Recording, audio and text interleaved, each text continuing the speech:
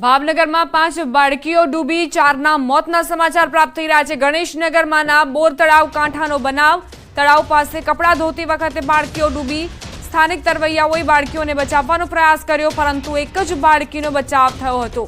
વધુ એક ઘટના જેમાં લોકોના ડૂબવાના સમાચાર। 5 બાળકીઓ ડૂબી છે। સંવાદદાતા નીતિન જોડાઈ ગયા છે વધુ જાણકારી સાથે। નીતિન, કેટલી બાળકીઓ ડૂબી હતી અને અત્યારે કેટલાનો બચાવ? વાત કરીએ તો શહેરમાં જે મધ્યમાં આવેલું બોરવાવ છે તેના કાંઠા વિસ્તારમાં અમુક જે વિસ્તારો આવેલા છે તેમાંનો ગણેશનગર નામનો જે વિસ્તાર છે ત્યાં નાની બાળકીઓ છે તે પોતે કપડાં ધોવા માટે ગઈ હતી। તેમાંથી 4 બાળકીઓ છે તે ગરકાવ થઈ છે પાણીમાં। હાલ એક બાળકી છે તેમને ત્યાંના સ્થાનિક લોકોએ તરવૈયાઓએ બચાવી છે, જે હાલ હોસ્પિટલમાં સારવાર હેઠળ છે। તેમની પરિસ્થિતિ સ્થિર છે, જ્યારે અન્ય બાળકીઓ જે છે તેની શોધખોળ હાલ ફાયર વિભાગ અને સ્થાનિક લોકો દ્વારા અત્યારે હાથ ધરવામાં આવી રહી છે। આભાર નીતિન, જાણકારી આપવા માટે। રાજકોટના નકલી બિયારણ પ્રકરણ અંગે મોટો ખુલાસો। ડુપ્લિકેટ બિયારણ કાંડના તાર સાબરકાંઠાના ઈડર સુધી પહોંચ્યા છે। વાવણીની સિઝન પહેલા નકલી બિયારણ અંગે તપાસ શરૂ કરાઈ। નકલી બિયારણ પ્રકરણમાં ઈડરમાં તપાસનો ધમધમાટ કરાયો છે। ભૂમિક ભાલિયા નામના વ્યક્તિની પૂછપરછ હાથ ધરાઈ છે। દામોદર વિસ્તારમાં દુકાન જલિયાન બીજ નામની પેઢી હોવાનું ખુલ્યું। ગઈકાલે રાજકોટ પોલીસે કપાસના નકલી બિયારણનો જથ્થો પકડ્યો હતો। એસઓજીએ 405 નકલી બિયારણનો જથ્થો પકડ્યો। પોલીસના મતે આ જથ્થાની કિંમત 2,83,000 થી વધુની છે। રાજકોટમાં જે નકલી બિયારણ પકડાયું છે તેના તાર સાબરકાંઠાના ઈડર સુધી પહોંચ્યા છે। એક બાદ એક ખુલાસા થઈ રહ્યા છે અને ડુપ્લિકેટ બિયારણમાં જે તેની કિંમત છે તે પણ સામે આવી છે। લાખોની કિંમત જેને ખેડૂતોને પધરાવવામાં આવતા હતા। દામોદર વિસ્તારમાં દુકાન જલિયાન બીજ નામની પેઢી હોવાનું ખુલ્યું છે। રાજકોટ પોલીસે ગઈકાલે જ કપાસના નકલી બિયારણનો જથ્થો પકડ્યો હતો અને 405 નકલી બિયારણનો જથ્થો પકડ્યો। પોલીસના મતે 2,83,000 થી વધુની કિંમત થાય છે આ નકલી બિયારણની। ભૂમિક ભાલિયા નામની વ્યક્તિની પૂછપરછ કરવામાં આવી રહી છે। તેની સાથે અન્ય કોઈ સંડોવાયેલા છે કે કેમ તેને લઈને પણ તપાસ કરવામાં આવી રહી છે।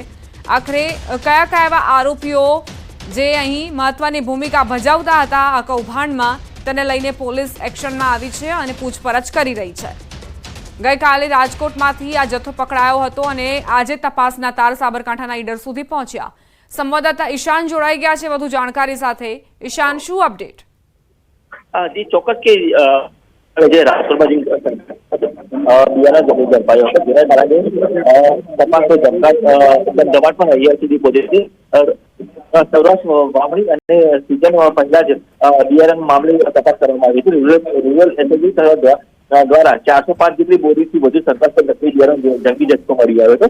2,83,000 કરતા વધારે કિંમતનો બેગ 405 જેટલી જે બેગમાં જથ્થો ઝડપી ભરાયો હતો। હાલ તો જે ઈડર છે, જ્યાં જે દુકાનનું નામ હતું તે અત્યારે સંપૂર્ણ છે અને વહેલી સવારથી જે આ જથ્થો મળ્યો પહોંચ્યો હતો એ દુકાન સવારથી બંધ છે। આ દિશામાં પણ અત્યારે હાલ તો તંત્ર દ્વારા કામગીરી કરવામાં આવી છે। જે ખેતીવાડી અધિકારી દ્વારા પણ આ દિશામાં તપાસ હાથ ધરવામાં આવી રહી છે। જી આભાર ઈશાન, જાણકારી આપવા માટે।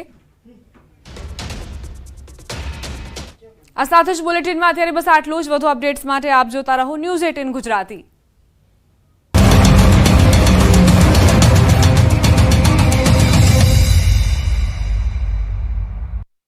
अपने अवध सहित 10 થી વધુ શહેરો તો જાણે અગનભઠ્ઠી બની ગયા છે। બપોરના 12 વાગ્યાથી સાંજે 6 વાગ્યા સુધી જાણે આકાશમાંથી આગના ગોળા વરસી રહ્યા હોય તેવો અહેસાસ લોકોને થઈ રહ્યો છે। લોકો ગરમીના પ્રકોપના કારણે પરસેવે રેબઝેબ થઈ ગયા છે। હવામાન વિભાગના મતે અમદાવાદમાં ગરમીનો પારો 45 ડિગ્રીને પાર પહોંચ્યો છે તો સૌથી વધુ તાપમાન ડીસાના 45.3 ડિગ્રી નોંધાયું છે। હાલ રાજ્યમાં પશ્ચિમથી ઉત્તરના પવનો ફૂંકાઈ રહ્યા છે, જેના કારણે હજુ 5 દિવસ સુધી ગરમીમાં ગુજરાતવાસીઓ નહીં મળે કોઈ રાહત। 5 દિવસ સુધી ગુજરાતમાં ગરમી ભૂક્કા બોલાવી દેશે। 5 દિવસ સુધી ગુજરાત અગનભઠ્ઠીમાં શેકાશે। અમદાવાદવાસીઓ 5 દિવસ ખૂબ જ સાવધાન રહેજો, કેમ કે અમદાવાદમાં 5 દિવસ રેડ એલર્ટની ચેતવણી આપવામાં આવી છે તો ગુજરાતના 12 જિલ્લામાં ઓરેન્જ એલર્ટની ચેતવણી આપી છે। 5 દિવસ સુધી રાજ્યના 2 જિલ્લામાં યલો એલર્ટની ચેતવણી છે। રાજ્યના ઘણા ભાગોમાં હીટવેવની આગાહી કરવામાં આવી છે। અમરેલી અને સાબરકાંઠામાં 5 દિવસ યલો એલર્ટની ચેતવણી છે। 2 દિવસ સુધી 12 જિલ્લાની રાત્રિ પણ ગરમ રહેશે, એટલે કે 5 દિવસ સુધી ગરમીમાં ગુજરાતવાસીઓને કોઈ રાહત મળવાની નથી। 12 જિલ્લાના લોકો સાવધાન, અમદાવાદ વાસીઓ ઘરમાં રહેજો। અમદાવાદમાં ગરમીનું રેડ એલર્ટ. અમદાવાદ સહિત રાજ્યમાં હાલ કાળઝાળ ગરમી પડી રહી છે. આ દરમિયાન હવામાન વિભાગ દ્વારા આવતીકાલથી 5 દિવસ રેડ એલર્ટની આગાહી કરવામાં આવી છે. શહેરને 21 થી 25 સુધી રેડ એલર્ટ જાહેર કરાયું છે. શહેરનું તાપમાન 45 ડિગ્રી અથવા ઉપર જવાનું છે. અમદાવાદ સહિતના શહેરોમાં તો સૂરજદાદા 50 ડિગ્રી આસપાસ તાપમાનને પહોંચાડવા માટે ઉતાવળા થઈ રહ્યા છે. ત્યારે અમદાવાદ મ્યુનિસિપલ કોર્પોરેશન અને રાજકોટ કોર્પોરેશને લોકોને સચેત રહેવા અપીલ કરી છે. તંત્ર દ્વારા કન્સ્ટ્રક્શન સાઇટ ઉપર કામ કરતા શ્રમિકો કામ ન કરે અને સગર્ભા મહિલાઓ અને વૃદ્ધો બહાર ન નીકળે તેવી અપીલ કરવામાં આવી છે. ઉપરાંત હોસ્પિટલ અને અર્બન હેલ્થ સેન્ટરો ઉપર તમામ વ્યવસ્થા કરી છે. ગાર્ડન વિભાગ અને લાઇટ વિભાગને પણ જરૂરી સૂચના આપવામાં આવી છે. તો સાથે લોકોને બપોરના 12 વાગ્યાથી લઈ 3 વાગ્યા સુધી ઘરની બહાર બિનજરૂરી ન નીકળવા અપીલ પણ કરવામાં આવી છે. બપોરના સમયે છાયામાં રહેવા અને દુપટ્ટો, ટોપી અને સુતરાઉ કાપડ પહેરવા સૂચના આપી છે. આ સિવાય વધુમાં વધુ પ્રવાહી લેવા પણ એએમસી દ્વારા અપીલ કરવામાં આવી છે. જો વધુ પડતું માથું દુખે, તાવ આવવાની સ્થિતિ લાગે તો તબીબોનો સંપર્ક સાધવા જણાવાયું છે. આગ ઓગતા આકાશના કારણે લોકો ત્રાહિમામ પોકારી ઉઠ્યા છે. રોડ સુમસામ ભાસી રહ્યા છે. મંદિરો ભક્તો વગરના ખાલીકમ થઈ ગયા છે તો હોસ્પિટલો હાઉસફુલ થઈ ગઈ છે. વડોદરા શહેરમાં તાપમાનનો પારો 43 ડિગ્રીને પાર પહોંચતા હીટ સ્ટ્રોકના દર્દીઓ વધ્યા. કારેલી બાગ ચેપી રોગનું દવાખાનું દર્દીઓથી ઉભરાયું. હોસ્પિટલમાં 50 બેડની વ્યવસ્થા, 48 લઈ રહ્યા છે સારવાર. દાખલ દર્દીઓમાં બાળકો, વૃદ્ધોની સંખ્યા વધુ. આ બાજુ અમદાવાદમાં પણ ગરમીને કારણે 108 ઇમરજન્સીના કોલમાં વધારો થયો. શહેરમાં 20 દિવસમાં તાવ આવવાના 236. વસંત મસાલા. અમદાવાદ માટે રાહતના સમાચાર. શહેરમાં હવે રેડ નહીં પરંતુ ઓરેન્જ એલર્ટ. ગાંધીનગરમાં સૌથી વધુ 45.5 ડિગ્રી તાપમાન.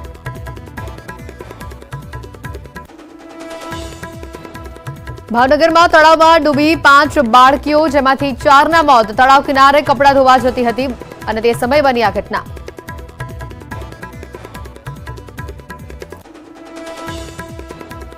મહેસાણાના કડીમાં દારૂ બંધ કરાવવા ભાજપના ધારાસભ્ય મેદાને. કડીના ધારાસભ્ય કરસન સોલંકી પહોંચ્યા પોલીસ સ્ટેશન. દારૂની ભઠ્ઠીઓ બંધ કરાવવા રજૂઆત.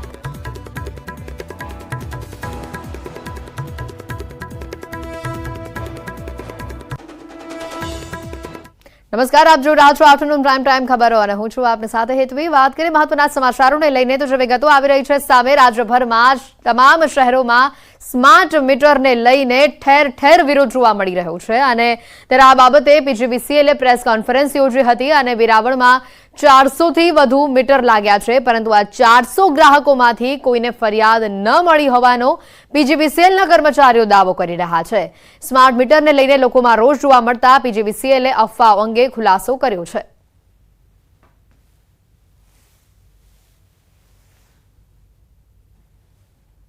વેરાવળમાં જે 414 ગ્રાહકોને જ્યાં લગાડવામાં આવેલ છે એમાં એમને કોઈ પણ જાતની ફરિયાદ આજ સુધી જોવા મળેલ નથી. મીટર ફાસ્ટ ફરે છે કે એની એક્યુરેસી માટે અમે વધારાના ચેક મીટર પણ લગાડેલા છે જેથી મીટરો બરાબર ચાલે છે સાબિત થાય. તો આ તરફ મધ્ય ગુજરાત વીજ કંપની